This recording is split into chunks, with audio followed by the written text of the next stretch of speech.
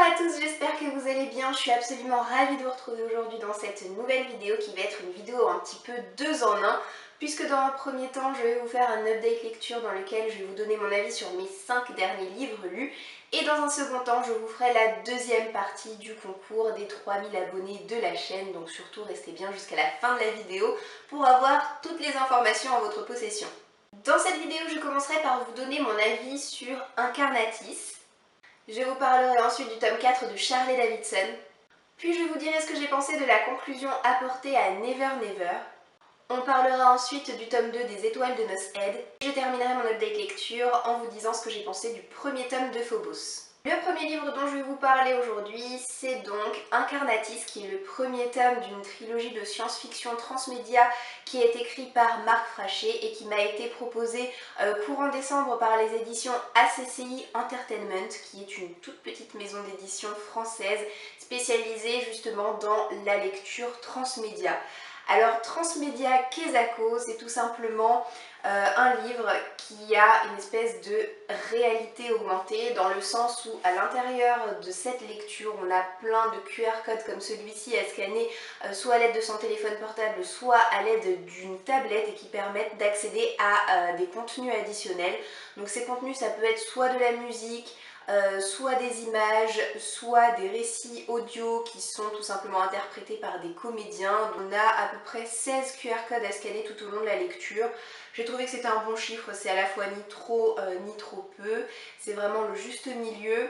J'ai préféré certains médias plutôt que d'autres, par exemple les récits audio n'ont pas eu ma préférence parce que concrètement ils ne font pas avancer l'histoire. Et ce que j'ai vraiment aimé, curieusement, c'est la musique. Alors je dis curieusement parce que je ne fais pas partie des personnes qui apprécient écouter de la musique en lisant, mais alors là j'ai trouvé cette expérience absolument fun, puisque bien entendu les musiques ont été composées spécialement pour certains passages de ce livre, et le rendu est juste au top. Concernant l'histoire à proprement parler, comme j'ai pu vous le dire, on est dans un récit de science-fiction. On va suivre un personnage principal qui s'appelle Yarel. On le découvre enfant dans les premiers chapitres du livre, mais très rapidement on le suit en tant qu'adulte. Et il fait tout simplement partie de la guilde des aéroplaneurs. C'est une guilde qui ne prend jamais parti et qui reste neutre dans toutes les intrigues et les guerres qui existent dans ce monde-là. Et Yarel subit depuis son plus jeune âge des visions d'un mage qui est mort depuis plusieurs siècles, et il se demande vraiment s'il y a un lien entre ce mage et lui-même. Donc il se pose beaucoup de questions concernant son existence. J'ai mis à ce livre la note de 3 sur 5. J'ai été embarquée par ce récit dès le début de ma lecture. J'ai également adoré la fin, mais je dois avouer qu'au milieu j'ai ressenti un gros passage à vide, c'est-à-dire que ma lecture m'a semblé particulièrement laborieuse à un certain moment, tout simplement parce que l'auteur nous propose un récit très intéressant mais qui aborde des notions assez complexes. Cette impression s'est estompée avec le temps. Je me suis relativement bien attachée au personnage de Yarel. C'est un garçon que j'ai apprécié découvrir. En résumé, pour moi ce premier tome a été très intéressant, donc vous l'aurez compris, surtout du point de vue de la lecture transmédia, mais l'histoire en elle-même m'a bien plu, et je pense que j'accepterai avec plaisir de découvrir la suite lorsqu'elle paraîtra dans le courant de cette année 2017. La dernière lecture du mois de décembre 2016, ça a été ce 4e tome des aventures de Charlie Davidson, écrit par Darynda Jones et sorti aux éditions Milady. J'ai tiré ce livre au sort dans ma saga Book Jar en décembre, donc je suis vraiment contente puisqu'en novembre j'avais tiré au sort le tome 3. J'ai pu lire les deux de manière assez rapprochée comme ça. Pour autant voilà, je peux pas dire que ça a été un coup de cœur pour moi, dans le sens où il s'agit d'une relecture, donc la surprise de la découverte n'était plus là. Ce que je peux vous dire de cette histoire, si vous ne la connaissez pas, et si vous ne connaissez pas encore mon amour incommensurable pour cette série, Charlie Davidson, elle est détective privée et elle est également une faucheuse, c'est-à-dire qu'elle a la capacité de voir les fantômes et de les faire traverser son corps, qui est en réalité un portail les menant vers l'au-delà. Pour moi, ce tome 4 marque un tournant dans la série, et ce pour 2 raisons. La première raison, c'est parce qu'on a un tome dont l'ambiance est un petit peu moins joyeuse, un petit peu moins naïve que d'habitude. Certes, on a encore beaucoup d'humour, mais plus de la même manière. Il faut dire qu'à la fin du tome 3, Charlet a subi des sévices qui l'ont énormément marquée, énormément bouleversée, et on la retrouve changée et fragilisée. D'ailleurs, elle m'a fait vraiment peine à voir, elle m'a vraiment fait mal au cœur. Heureusement qu'elle a un entourage en or, qu'elle a de la famille et des amis sur qui elle peut compter pour essayer de s'en remettre. Et la deuxième chose qui marque pour moi un tournant dans cette série, c'est au niveau de la mythologie. On se rend compte que l'auteur en gardait vraiment sous le coude, qu'elle nous a pas donné tous les éléments dans les 2-3 premiers tomes. Là, elle enrichit vraiment son univers d'une manière exceptionnelle en nous donnant de nouvelles pistes, en nous indiquant plein de nouvelles choses qui ne demandent qu'à exploser par la suite et qui me rendent encore plus pressée de pouvoir avancer dans cette série qui ne fait que se bonifier avec le temps. Voilà, que vous dire de plus, c'est Shirley Davidson, j'adore. Ma toute première lecture de 2017 commencée et terminée en date du 1er janvier, c'est le dernier tome de la trilogie Never Never, écrit à 4 mains par les auteurs Colleen Hoover et Taryn Fisher, qui m'a gentiment été envoyé par la maison d'édition Hugo Roman, que je remercie vraiment beaucoup pour cet envoi. J'étais très pressée de découvrir le fin mot de cette histoire qui est tellement mystérieuse et ça y est, j'ai enfin toutes les réponses à mes questions. Pour vous rappeler en quelques mots de quoi parle cette trilogie, dans le premier tome on découvre deux jeunes qui sont Silas et Charlie, qui perdent la mémoire un beau jour et qui ne se rappellent tout simplement plus qui ils sont, ils n'ont plus aucun souvenir de leur identité, ils ont un passé commun mais ils ne parviennent pas à s'en souvenir non plus et ensemble ils vont essayer de reconstituer un petit peu cette énigme à des tomes qui sont très courts, d'ailleurs de plus en plus courts puisque ce dernier tome fait à peine 130 pages. Donc ils sont hyper dynamiques également et heureusement ça se lit vraiment tout seul en très peu de temps. J'ai aimé le début de cette histoire parce que j'ai trouvé qu'elle commençait vraiment sur les chapeaux de roue avec une espèce d'événement déclencheur qui change un petit peu de d'habitude et qui instaure une nouvelle dynamique dans cette histoire. Cette nouvelle dynamique m'a permis d'apprécier encore plus, si c'était possible, le personnage de Silas qui avait déjà ma préférence dans ce récit au point de vue alterné. Alors sur la blogosphère, vous allez avoir deux teams, la team des satisfaits et la team des déçus. Je fais partie de la team des un petit peu déçus dans le sens où la solution envisagée par les deux auteurs m'a traversé à un moment donné l'esprit, mais je l'ai aussitôt repoussé en me disant non, c'est trop simple, moi je verrai pas la fin se terminer comme ça. Et pourtant, bah si, voilà, c'est l'explication qu'ont retenue les deux auteurs.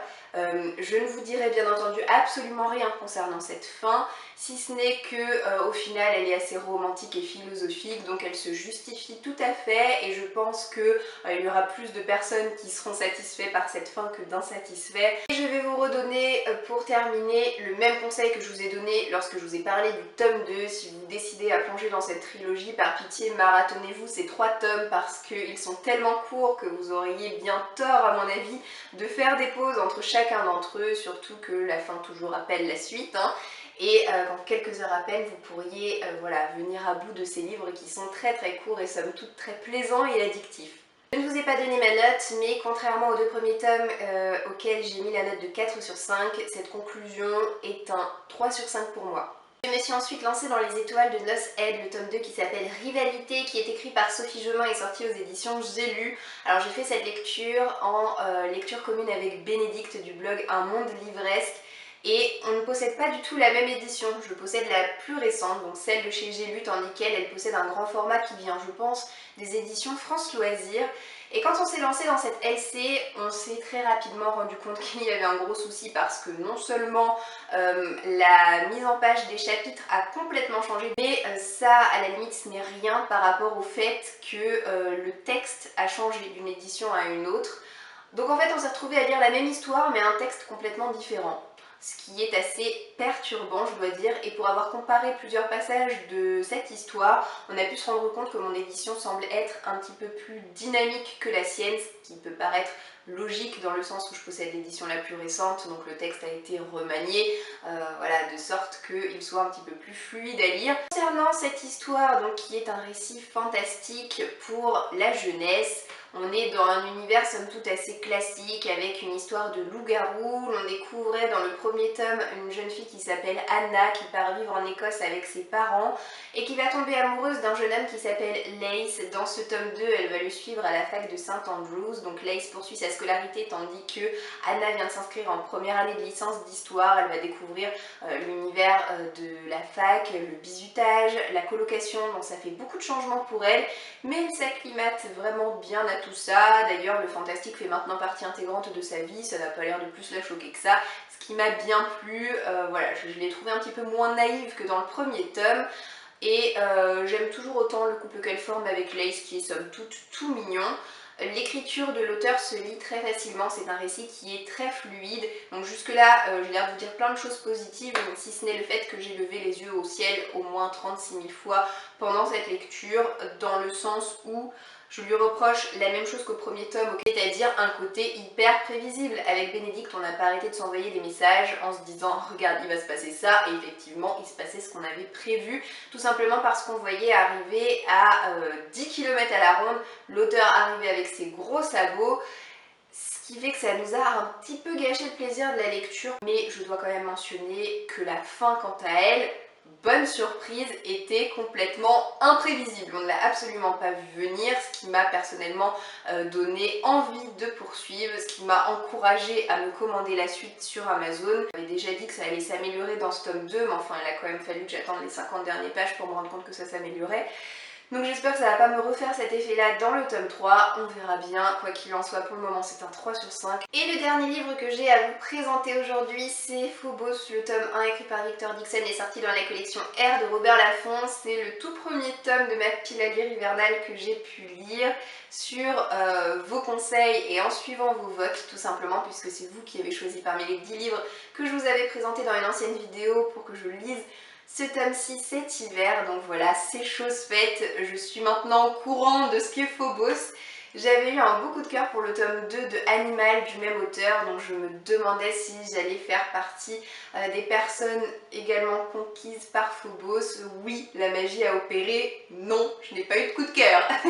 Pour vous parler rapidement de l'histoire, on a une société qui s'appelle Atlas qui a racheté la NASA et qui a racheté également un programme qui vise à coloniser la planète Mars, et de ce programme va découler une émission de télé-réalité qui va faire s'envoler à bord d'un vaisseau qui s'appelle le Cupido 6 garçons et 6 filles pour une émission de speed dating intergalactique qui vont donc avoir plusieurs rendez-vous comme ça de 6 minutes pour apprendre à se découvrir et à s'aimer dans le but de coloniser la planète Mars. On va donc découvrir 12 jeunes gens qui ont tous entre 17 et 20 ans je crois, et qui ont fait partie de cette émission tout simplement parce qu'ils n'ont plus d'attache sur Terre et ils ont vraiment un désir de rompre avec la monotonie de leur quotidien et de vivre autre chose.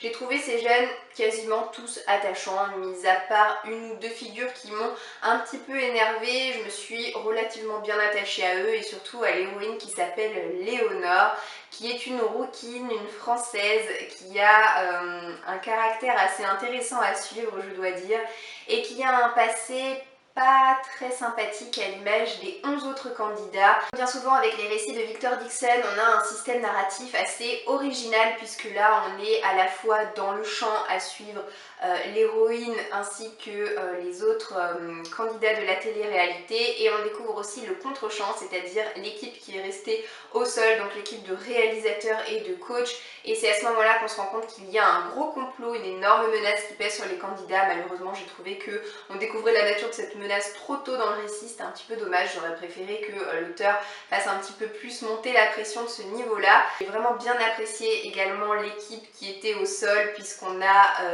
Serena qui est la réalisatrice en chef, qui est un personnage assez incroyable dans le sens où c'est une grosse manipulatrice, elle est très fourbe mais elle est absolument excellente, je l'ai vraiment adorée, ou plutôt j'ai adoré la détester. Maintenant ce que je reproche un petit peu c'est que les personnages sont surjoués, ce sont un petit peu des caricatures, ils sont assez clichés. Je me serais cru un petit peu plus dans une représentation théâtrale que dans un roman, parce que voilà, on a le gros Malabar, on a la petite chrétienne Sainte-Nitouche, j'aurais préféré un petit peu plus de finesse. En résumé, j'ai mis à ce livre la note de 4,5 sur 5, c'est un presque sans faute, presque, parce qu'une fois de plus, j'ai trouvé qu'on avait trop tôt les réponses à la plupart des questions qu'on se pose et que, une fois encore, les personnages sont un petit peu trop cliché pour moi. Néanmoins la magie a opéré, Victor Dixon est un formidable conteur, il le prouve une fois de plus avec cette histoire, puisque les pages se tournent toutes seules, le récit est bien ficelé, très addictif et dynamique également, et je lirai avec plaisir les deux autres tomes que j'ai déjà en ma possession. passe rapidement à la dernière partie de cette vidéo qui est la partie dite concours, puisque à l'occasion des 3000 abonnés de cette chaîne YouTube, je vous avais fait une première partie avec un premier concours en décembre. Je vous avais dit qu'il y allait y avoir une deuxième partie en janvier, donc ça y est, on y est. Le concours est ouvert pour une durée de 1 semaine à partir d'aujourd'hui, heure de diffusion de cette vidéo jusqu'au dimanche 22 janvier à minuit. Je vous présente sans plus tarder les 2 lots que je vous propose de remporter. Le premier lot va être envoyé à mes frais, donc là je vous montre le premier tome de Phobos écrit par Victor Dixon, mais vous allez avoir la possibilité de me préciser si vous jouez pour remporter pour ce tome 1 ou le tome 2 ou le tome 3 ou le tome hors série. Donc en gros, en fonction de votre avancée dans cette série, je vous propose tout simplement de remporter le livre qu'il vous manque. Et concernant le deuxième lot, vous pouvez d'ores et déjà remercier la maison d'édition Lumen pour sa gentille participation, puisque les éditions Lumen vous proposent de remporter le tome 1 de La voleuse de secrets écrit par Brenda Drake, puisque le tome 2 va sortir, il me semble, en date du 26 janvier, donc sous peu. Concernant les modalités de participation à ce concours, elles sont inchangées, c'est toujours la même chose. Il s'agit de m'envoyer un mail à l'adresse qui va s'afficher juste ici et qui est également marquée en barre d'information. Dans votre mail, il faudra me préciser les éléments suivants. Le pseudo avec lequel vous êtes abonné à cette chaîne, puisque si vous n'êtes pas abonné à ma chaîne YouTube, il ne sert à rien d'essayer de participer. Votre nom, votre prénom, votre adresse postale complète et votre pays de résidence, sachant que ce concours est ouvert à tous les pays francophones. Un bonjour, un merci, c'est très rapide, ça ne mange pas de pain et ça me fait toujours aussi plaisir quand vous pouvez m'écrire un petit mot au passage. Je précise que vous avez comme d'habitude la possibilité d'obtenir des chances supplémentaires si jamais vous me suivez sur les différents réseaux sociaux sur lesquels je suis présente, à savoir Instagram, Twitter et Facebook, en me précisant bien entendu à chaque fois le pseudo avec lequel vous êtes abonné à chaque réseau social sur lequel je suis présente. Vous aurez donc une chance supplémentaire par réseau social suivi et une chance en plus si jamais vous êtes ce que j'appelle un habitué de la chaîne, c'est-à-dire une personne avec laquelle j'ai l'habitude d'échanger couramment. Je vous précise, comme je le fais à chaque fois, que je ne serai pas tenue responsable, ni moi ni la maison d'édition Lumen, si jamais il arrive quoi que ce soit à votre colis, c'est-à-dire s'il est perdu en cours de route, s'il arrive détérioré ou si jamais malheureusement il est volé. Voilà, c'est très rare mais ce sont des choses qui peuvent arriver. Nous ne serons bien entendu pas tenus responsables de ce qui pourra arriver. 2 lots égales 2 gagnants qui seront tirés au sort et qui seront rendus publics sur les différents réseaux sociaux à partir de la semaine du 23 janvier. Sur ce, j'espère que je n'ai rien oublié et j'espère surtout que ce concours vous fait une nouvelle fois plaisir. Comme vous le savez, à chaque palier de 500 abonnés sur ma chaîne, je me mets en 4 pour essayer de vous faire plaisir. Je suis absolument ravie quand les maisons d'édition avec lesquelles je suis partenaire acceptent de jouer le jeu. J'étais suffisamment bavarde comme ça, donc je m'arrête là. Cette vidéo est maintenant terminée, j'espère qu'elle vous aura bien plu. Je vous fais à tous et à toutes de gros bisous et je vous dis à très bientôt dans une prochaine vidéo. Ciao ciao!